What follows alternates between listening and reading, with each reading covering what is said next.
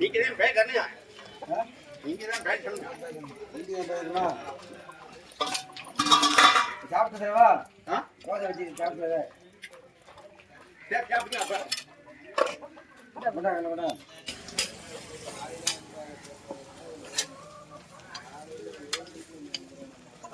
இந்த கேண்டு வச்சிட்டீங்களா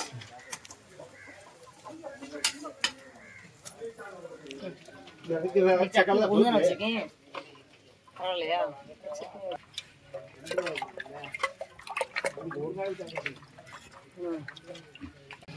சாப்பிட மாதிரி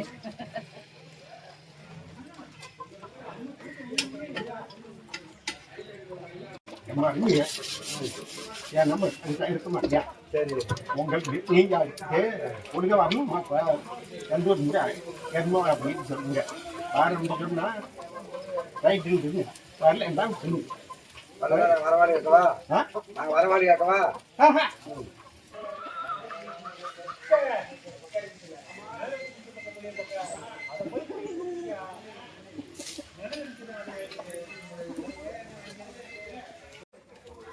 சொன்னாங்க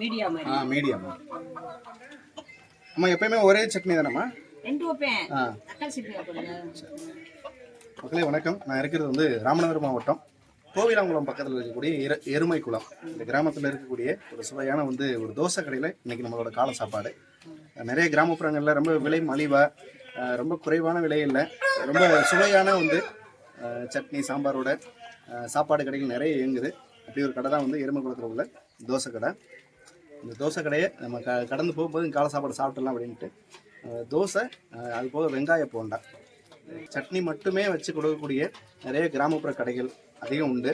இப்போ தான் நிறைய கடைகளில் சாம்பாரும் கூடுதலாக சேர்த்து கொடுக்குறாங்க. இந்த கடையில் 3 ரூபாய் தொடங்கி இப்போ 10 ரூபாய் வரைக்கும் விற்பனை செய்கிறாங்க. இது நிலக்கடலை என்னம்மா? கடலைப்பருப்பு. கடலைப்பருப்பு தேங்காய் பட்டை வத்தல் பச்சை மிளகாய் போடலாம் பட்டை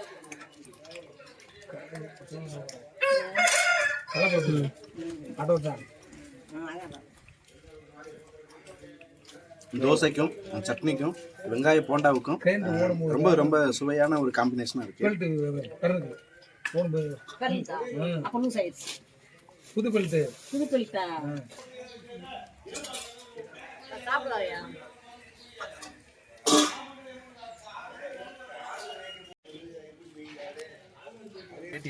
சோடா மாவுலாம் கையிலே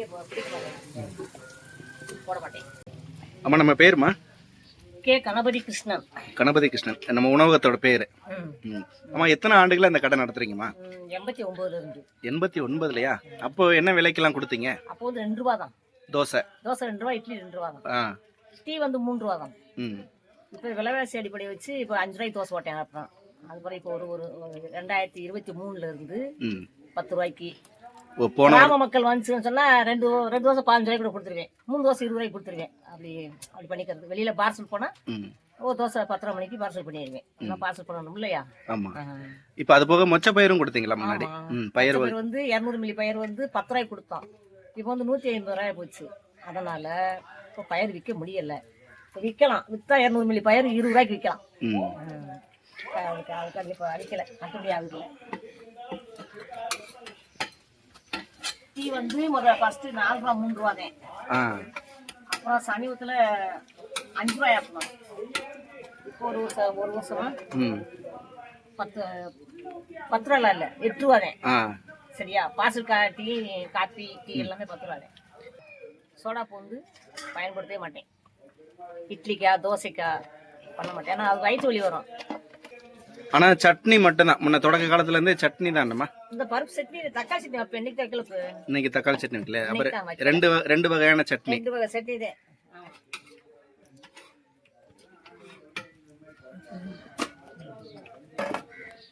என்னங்கம்மா?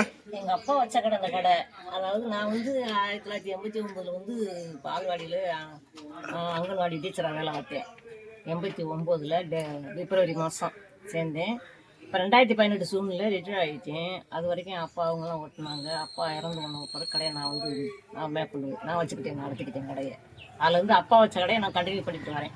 ஓ, இது இந்த தொடக்கத்தில் அப்பா தான் இந்த கடை நடத்தினாங்க. அப்பா தான் நடத்துவேன்.